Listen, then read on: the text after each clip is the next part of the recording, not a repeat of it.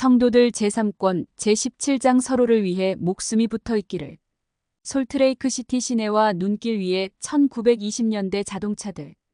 교회가 계속해서 전 세계로 퍼져나가자 히버 제이 그랜트 회장은 교회 교육의 미래에 대해 고심하게 되었다.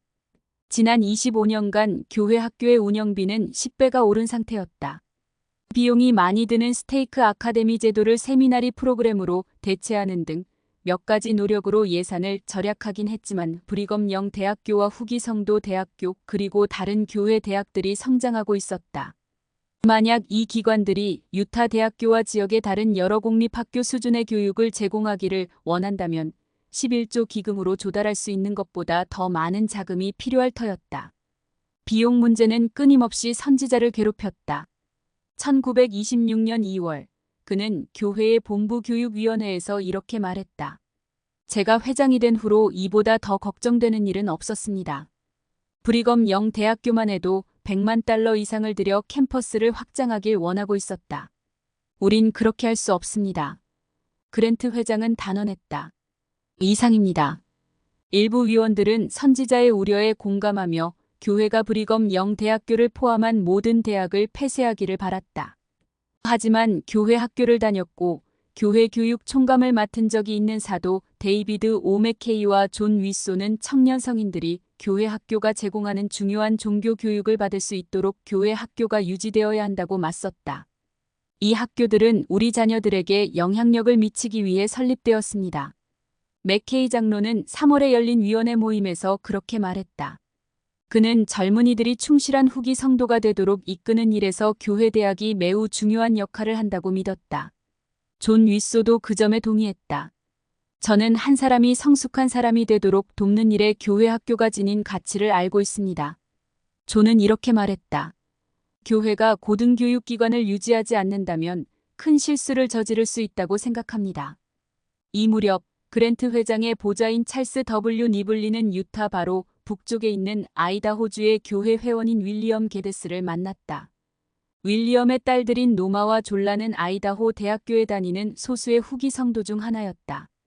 그들의 작은 지부는 세를 내고 빌린 허름한 회관에서 모임을 했는데 이따금 지역 주민들은 토요일 밤에 그곳에서 무도회를 했다. 다음 날 아침 노마와 졸라가 교회 모임을 하러 그곳에 갈 때면 담배 연기가 코를 찌르고 쓰레기와 빈 술병들이 바닥에 어지러이 뒹굴었다. 윌리엄은 학교 근처에 딸들을 위한 더 좋은 집회소가 있기를 바랐다.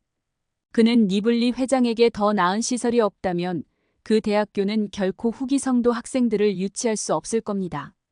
라고 말했다. 그랜트 회장과 교육위원회는 교회 교육의 미래를 논의하면서 아이다호의 상황에 대해 숙고했다. 그들은 브리검 영 대학교에 계속 자금을 지원하는 한편 대부분의 다른 교회 대학들을 위한 지원은 점차 철회하기로 결정했다. 교회는 또한 세미나리를 대학 수준으로 확대하여 학생들에게 종교 교육을 제공하기 시작할 것이었다. 위원회는 아이다호 대학교를 새로운 프로그램의 시험장으로 보았다. 이제 그들은 아이다호 대학교가 있는 작은 마을인 모스코로 갈 누군가가 필요했다. 10월에 제1회장단은 남아프리카 선교부 회장으로 봉사하고 막 귀환한 와일리 세션스를 만났다. 와일리는 아이다호 대학교의 전 농업 담당관이기도 했다. 그들은 그를 지역 설탕 회사의 한 직책에 이미 추천했지만 그와 함께 그 직업에 대해 이야기하던 중 니블리 회장은 말을 끊고 선지자에게로 몸을 돌렸다. 우리가 실수를 하고 있군요. 니블리 회장이 말했다. 유감스럽게도 그런 것 같습니다. 그랜트 회장도 동의했다. 세션스 형제님을 설탕 회사에 보내는 게 내키지가 않네요. 방안은 잠시 조용해졌다. 이윽고 니블리 회장이 말을 꺼냈다. 세션스 형제님은 우리가 아이다호 대학교에 보내야 할 사람입니다. 그 대학교에 다니는 우리 젊은이들을 돌보고 그곳 사정을 면밀히 살펴 교회가 주립 대학교에 다니는 후기 성도 학생들을 위해 무엇을 해야 할지를 저희에게 알려주는 것이 형제님이 할 일입니다. 안 됩니다, 형제님들. 와일리가 말했다. 지금 저에게 또 다른 선교 사업 부름을 주시는 겁니까? 남아프리카에서 7년간 임무를 수행한 그와 그의 아내 맥덜런은 이제 거의 무일푼 신세였다. 아닙니다, 세션스 형제님. 우리는 형제님에게 또 다른 선교 사업 부름을 주는 것이 아닙니다. 선지자는 빙그레 웃으며 말했다. 우리는 형제님에게 교회에 훌륭한 봉사를 할 좋은 기회를 드리는 것입니다. 선지자는 그것이 직업적인 기회, 즉 봉급을 받는 직책이 될 것이라고 덧붙였다. 자리에서 일어서는 와일리의 표정은 슬퍼 보였다. 리블리 회장은 그에게 다가가 팔을 잡았다. 실망하지 마세요. 그가 말했다. 이 일이 바로 주님께서 형제님이 하기를 바라시는 것입니다. 1927년 새해 첫날, 솔트레이크 시티는 온통 눈에 뒤덮여 있었지만 윗소 가족의 집에는 눈부신 햇살이 쏟아져 추위를 느낄 수 없었다. 평소 같으면 자녀라고는 14살의 유도라만 있던 집에 명절을 맞아온 가족이 모였다. 리아는 자녀들이 곁에 있어서 마음이 기뻤다. 이제 24살이 된 마셀은 약혼을 했고 몇 달 후에는 유타 대학교를 졸업할 것이었다. 그는 곧 아버지처럼 하버드 대학교에 진학하기를 바랐는데 아마도 경영학을 공부하길 원했다. 한편 그의 누나인 애는 최근에 젊은 후기 성도 변호사인 루이스 왈러스와 결혼하여 그와 함께 워싱턴 DC로 이사를 갔다. 하지만 한 차례 향수병을 앓게 된 그녀는 유타로 돌아와 있었는데 리아는 딸이 걱정스러웠다. 그래도 리아와 존은 주님께서 그들의 가족에게 베풀어 주신 친절과 자비에 감사해 했다.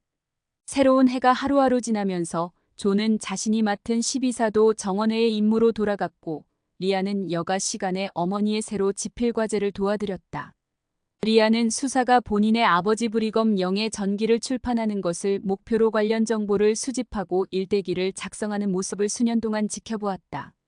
그러나 얼마 전 리아는 어머니가 후기 성도 여성의 역사와 같은 다른 집필 과제는 여전히 진전을 이루고 있지만 전기 집필 작업은 더 이상 하고 있지 않다는 것을 알아차렸다. 어머니 외할아버지에 관한 책은요? 어느 날 리아가 물었다. 이제 안 쓰세요? 그런 건 아니고 아버지는 내가 쓰기엔 너무 엄청난 분이라서 말이야. 수사가 대답했다.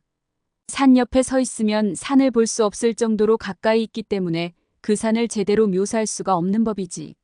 그렇지만 그건 어머니가 하셔야 할 일이에요. 리아는 단언했다. 언젠가는 어머니가 외할아버지에 대한 책을 쓰셔야 해요.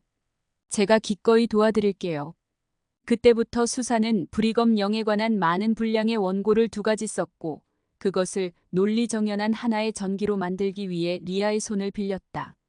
리아는 그 일이 힘들고 때로는 지겹도록 느리게 진행된다는 것을 깨달았지만 어머니에게 자신의 도움이 필요하다는 것을 알았다. 수사는 강한 의지와 단호한 목소리를 가진 타고난 집필가였고 리아는 그런 어머니의 산문을 다듬고 구조를 잡아주는 일을 했다. 그들은 수사의 집에서 함께 일하면서 좋은 팀을 이루었다. 1927년 5월 23일 아침 마셀이 세미나리를 가르치고 있는 아이다호주 프레스턴에서 편지 한 통이 도착하면서 리아의 일상은 급작스럽게 중단되었다. 마셀은 최근에 길에서 오도가도 못하는 운전자를 도와준 후 독한 감기에 걸렸다. 친구들은 마셀이 호전되고 있다고 생각했지만 그의 체온은 높게 오르고 있었다. 마셀은 폐렴이 폐의 자리를 잡게 되면 생명이 위태로울 수도 있는 상황이었다. 리아는 1시간 내로 프레스턴행 기차를 잡아 탔고 얼마 지나지 않아 마셀 곁에 있게 되었다. 다음 날 마셀의 체온은 몇 도 떨어졌고 리아는 아들이 회복될 것이라는 희망을 가졌다. 하지만 상태가 더는 나아지지 않자 두려움이 다시 찾아왔다. 존도 프레스턴으로 와서 주님께 마셀의 목숨을 살려주시기를 간청했다. 존은 자신의 친구인 한 의사를 불러 마셀을 돌보도록 했다. 다른 친구들은 신권 축복을 주거나 밤을 새며 마셀을 간호했다.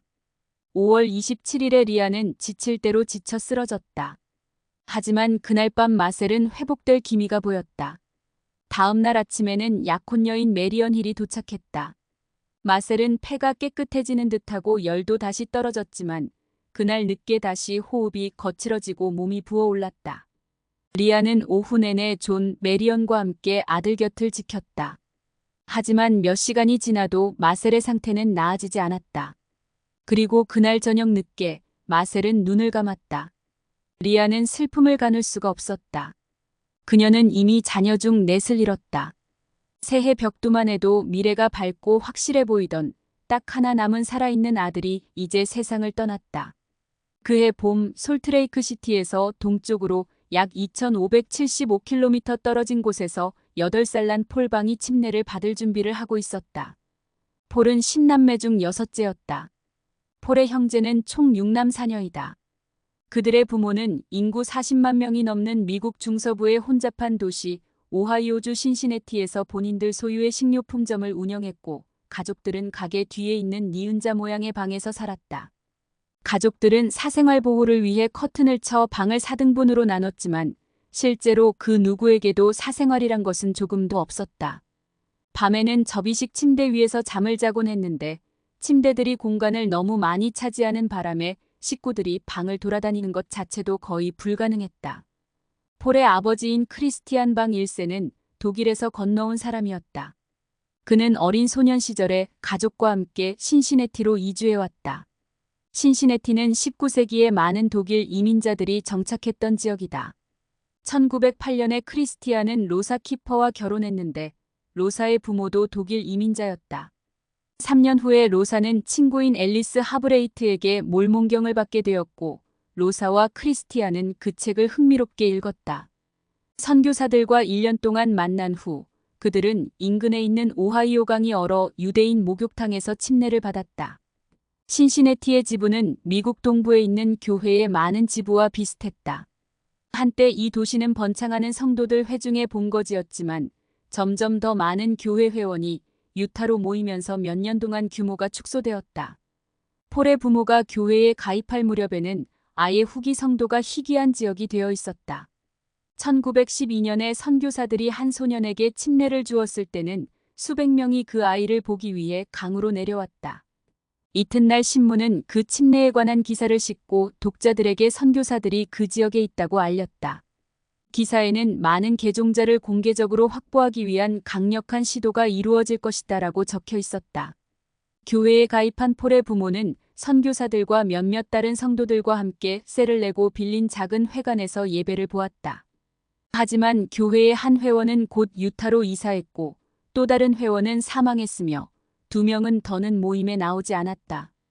크리스티안과 로사 역시 유타로 집합하는 것에 대해 생각해 보았지만 그들은 가족과 사업체가 오하이오에 있었기 때문에 그곳에 머물기로 결정했다. 솔트레이크 시티에서 멀리 떨어진 다른 지부들이 그렇듯이 신시내티 지부도 경험 많은 교회 회원들이 경계 안으로 이사를 올 때면 혜택을 입었다. 방 부부가 교회에 가입한 직후 유타에서 후기 성도 부부인 찰스와 크리스틴 앤더슨이 신시내티로 이사를 와서 함께 교회에 참석하기 시작했다. 앤더슨 부부는 성전에서 엔다우먼트와 임봉을 받았으며 미국 서부의 와드와 스테이크에서 수년간 동사를 했었다. 그들은 다른 곳에서 기회를 찾기 위해 유타를 떠난 많은 성도 중에 속한다. 스웨덴 태생인 찰스는 새로운 종류의 대걸레를 발명했고 그 제품을 제조하기 위해 동부로 온 것이었다. 그는 신시내티가 대도시이고 번창하는 상업 중심지라는 것 외에는 그 도시에 대해 아는 바가 없었다. 그럼에도 불구하고 남부주 선교부 회장은 즉시 그에게 부름을 주어 지부를 재조직하고 이끌게 했다. 폴의 아버지는 그의 제1보좌가 되었다. 당시는 신시내티에서 후기 성도로 지내는 것이 쉽지 않던 시절이었다. 뉴스 보도와 시위자들은 수년 동안 그 지역에서 교회를 맹비난해왔다. 한때 조지 큐 캐넌의 배도한 아들 프랭크 캐넌이 신시내티에서 집회를 열었을 때 지역 신문은 그 도시를 미국 내의 몰모니즘 확산과 싸우는 전쟁터로 칭했다. 그런 반대에도 불구하고 폴의 부모는 자녀들을 복음 안에서 양육하기 위해 열심히 노력했다. 그들은 매주 교회 모임에 참석하고 작은 지부에서 충실히 봉사했다. 폴의 아버지는 아침마다 가족 기도와 독일 기독교인들의 일반적인 관습인 주기도문 낭송을 위해 온 가족을 불러 모았다.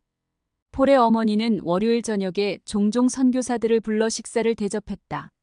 폴의 가족과 선교사들은 가게 뒤편과 연결된 부엌의 큰 식탁에 앉곤 했다.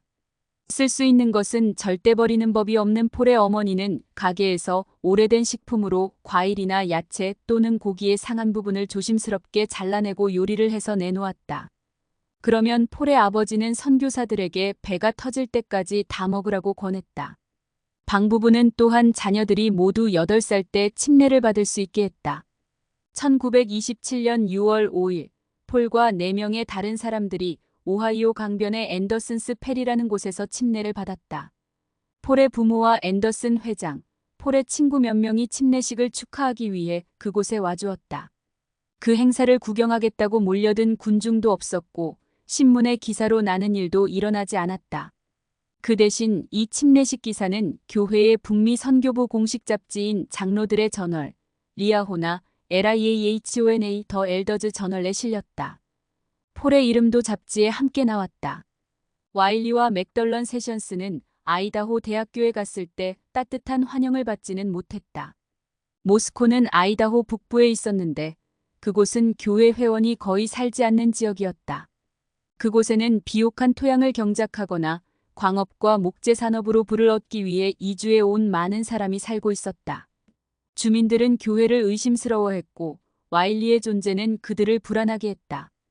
이 세션스라는 사람은 뭐 하는 사람이요? 몇몇이 물었다. 그 사람이 이곳에서 맡은 일이 뭡니까? 대체 뭘 하려는 거죠? 마지막 두 질문을 직접 받았더라면 사실 와일리 본인도 명확하게 대답하지 못했을 것이다. 제1회장단은 그에게 학교에서 후기 성도 학생들을 도우라고 지시했지만 어떻게 할지는 전적으로 그에게 맡겨져 있었다. 그는 학생들에게 정규 종교 교육과 모임을 할 새로운 장소가 필요하다는 것을 알았다. 그러나 와일리는 선교부 회장의 책무 외에 종교 교육을 받은 경험이 전혀 없었다. 그는 대학에서 농학을 공부했으므로 학생들이 비료에 대해 배우고 싶다면 가르칠 수 있었다. 하지만 그는 성경학자는 아니었다. 모스코에 도착하고 얼마 안 되어서 와일리와 맥덜런은 교육을 더 받고 학교에도 익숙해지고 교직원들과 친해지려는 목적으로 그 학교의 대학원에 등록했다. 와일리는 철학 및 교육학을 공부하고 종교와 성경 강좌도 수강했으며 미국 주립 대학교들에서의 종교를 주제로 논문도 쓰기 시작했다. 맥덜런은 사회복지와 영어 강좌를 수강했다. 와일리와 맥덜런은 협력자 한 명을 얻게 되었는데 철학과의 학과장인 C.W. 체노에스였다. 그는 주립대학에서 종교교육이 이루어지지 않는 문제를 우려하고 있었다. 세계대전에서 군목으로 복무한 그는 모스코 근처에 있는 한 교회에서 목사로 활동 중이었다. 그는 와일리와 맥덜런에게 이렇게 말했다. 만약 여러분이 이 캠퍼스에 종교 프로그램을 가져오려 한다면 이 대학의 경쟁 기준에 부합하기 위한 준비를 하는 것이 좋을 겁니다. 체노에스 박사의 격려로 세션스 부부는 공립대학의 후기 성도 학생들을 위해 세미나리와 비슷한 프로그램을 계획했다. 그들은 다른 대학의 종교교육 프로그램에 바탕을 두고 프로그램을 짜고 교회와 주의 분리를 존중하기 위해 신중을 기했다. 그들의 종교 수업은 대학 수준의 과정에 대한 주의 기준에도 맞고 이 프로그램은 또한 학교로부터도 완전히 독립적이어야 했다. 그리고 교회가 수업을 위한 건물을 지을 때는 대학 캠퍼스 밖에 지어야 했다. 와일리는 지역의 지도자들이 자신과 교회를 의심하는 한 대학도 이 새로운 프로그램을 지지하지 않을 것임을 알았다. 그래서 그는 지역사회의 주요 인사들을 만날 수 있는 상공회의소와 시민단체에 가입했다. 와일리는 지역 재계 인사들, 목사, 교수진이 자신을 주시하고 자신이 그 대학의 교회의 영향력을 행사하려는 것은 아닌지 확인하기 위해 위원회를 꾸린 사실을 알게 되었다.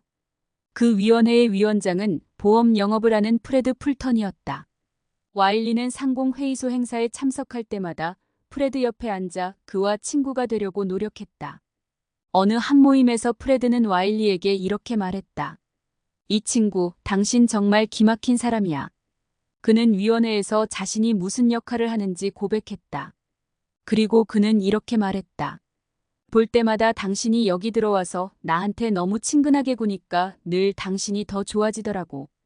마을 사람들은 곧 세션스 가족에게 호의를 보이게 되었다.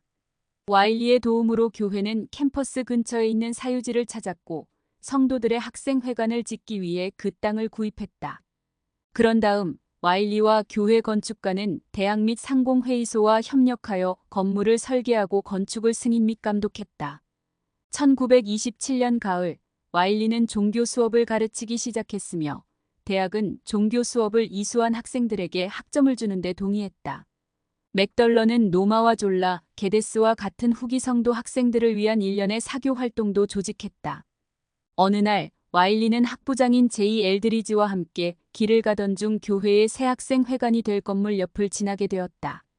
저 땅을 구입하다니 정말 머리를 잘 쓰셨군요. 엘드리지 박사가 와일리에게 말했다. 그는 교회가 새로운 프로그램에 어떤 명칭을 붙이려 하는지를 물었다.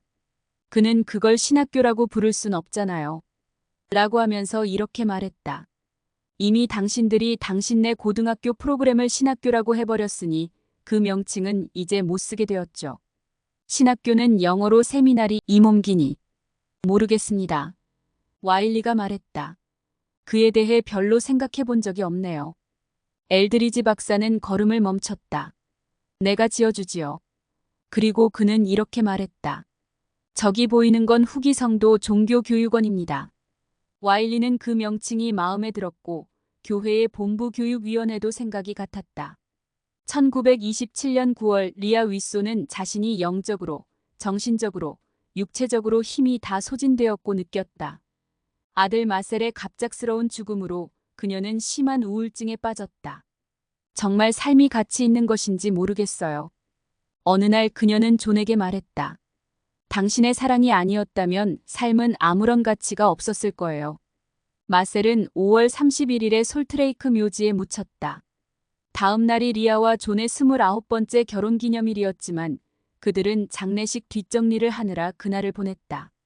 그 후로 몇 주 몇 개월 동안 친구와 가족들이 종종 그들을 찾아와 주었지만 그런 도움과 사랑에도 불구하고 치유는 더디기만 했다. 그러던 중 들린 딸앤의 임신 소식은 그들에게 기쁨을 주었다. 하지만 결혼 생활이 행복하지 않았던 애는 워싱턴 D.C.에 있는 남편에게 돌아가는 대신 유타에서 부모와 함께 지내기로 했다. 리아는 우울증으로 대부분의 날들을 힘겹게 보냈다. 존은 여느 때처럼 교회 임무수행차 이곳저곳을 다녀야 했지만 집에 있을 때는 아내의 삶이 견딜만 하도록 자주 아내 곁에 있었다. 그해 여름에 리아는 존에게 이렇게 말했다. 우리가 서로를 위해 목숨이 붙어 있기를 기도하고 있어요. 당신과 함께라면 어떤 전투도 치를 수 있어요. 앤의 아기 존 윗소 월리스가 1927년 8월 8일에 태어나면서 두 사람은 할머니 할아버지가 되었다. 한 달 후 솔트레이크 시티를 방문한 영국의 신문기자인 헤럴드 셉스터는 리아의 어머니를 만났다. 수사는 자신과 리아가 브리검 영에 대해 쓰고 있는 전기에 대한 모든 것을 그에게 말했고 기자는 그것을 보고 싶다고 부탁했다. 수사는 기자에게 원고의 사본을 주었으며 헤럴드는 수사가 출판사를 찾는 일을 돕는 데 동의했다. 그는 이것은 매우 흥미로운 읽을거리가 될 것입니다. 하지만 내용을 많이 압축해야 할 거예요. 라고 말했다. 하지만 이 모든 좋은 소식도 리아의 기분이 나아지게 하지는 못했다. 수사는 해안지대를 여행하면 딸이 생기를 되찾을 수 있지 않을까 해서 함께 캘리포니아로 여행을 가자고 했다. 그러나 그들이 거의 표를 구입하자마자 조니 그랜트 회장으로부터 유럽 선교부의 신임 회장으로 봉사하라는 부름을 받게 되었다. 존은 그날 남은 하루를 멍한 채로 지내다 밤에는 거의 잠을 이루지 못했다. 유럽 선교부는 교회에서 가장 오래되고 가장 큰 선교부 중 하나로 유럽 선교부 회장은 노르웨이에서 남아프리카 공화국까지 수천 킬로미터에 걸쳐 퍼져 있는 국가들에 주재하는 9명의 다른 선교부 회장들도 관리할 책임이 있었다. 보통 그 선교부는 더 경험이 많은 사도가 부름을 받아 이끌었다. 새로운 부름을 맡게 되면 유타에 있는 사랑하는 사람들과 집을 남겨두고 떠나야 하지만 리아는 그 부름을 반겼다. 지난 한 해는 악몽이었고 그녀는 이러한 삶의 변화는 그녀에게 유익이 될 수 있을 것이었다. 이곳에는 마세를 떠올리게 하는 것들이 도처에 있었으므로 유럽으로 가면 마음의 여유를 가지고 그를 떠나보낼 수 있을 것이었다. 존은 그랜트 회장이 영감을 받아 아들을 여인 상실감을 극복할 수 있도록 자신들에게 선교부 감리 부름을 준 것이라고 믿었다. 그 다음 2달은 준비를 하는데 보냈다. 리아는 짐을 싸면서 헤럴드 셉스턴과 브리검 영의 전기에 대해 생각했다. 리아는 헤럴드가 출판사를 찾는 일을 도와주겠다고 한 말을 지키게끔 하겠다고 결심하며 원고를 챙겼다. 11월 21일 리아와 존은 자신들의 임무를 위해 성별되었다. 그런 다음 집으로 돌아와 이제 74이 된 존의 이모 페트롤리네에게 작별 인사를 했다. 리아와 존이 유럽으로 함께 가자고 제안했지만 페트롤리네는 자신이 그곳까지 갈 만한 체력이 못 된다고 생각했다. 그녀는 자신과 존의 어머니가 20년 전에 했던 것처럼 존이 유럽으로 돌아가 복음을 가르칠 기회를 얻게 된 것이 기뻤다. 그날 늦게 리아와 존, 그리고 그들의 딸 유도라는 기차역에서 많은 사람의 배웅을 받았다. 수사는 그들에게 편지를 건네며 기차에서 열어보라고 했다. 나도 너희의 여정에 함께할 거란다. 너희 둘은 위대한 일을 해낼 거야. 편지에는 이렇게 적혀 있었다. 너희가 집으로 돌아올 때는 너희 이모와 함께 기차역 승강장으로 마중을 나갈게. 그래서 차분한 마음으로 미소를 지으며 우리가 사랑하는 가장 훌륭한 우리 아이들의 귀환을 기뻐할 거야. 수사는 리아에게 임무를 수행하며 겪을 많은 어려움에 대비하라고 충고하며 이렇게 썼다. 우리의 하늘 아버지는 당신의 자녀들이 슬픔, 가난, 투쟁을 통해 경험을 얻어야 할 때는 냉혹해지기도 하신단다.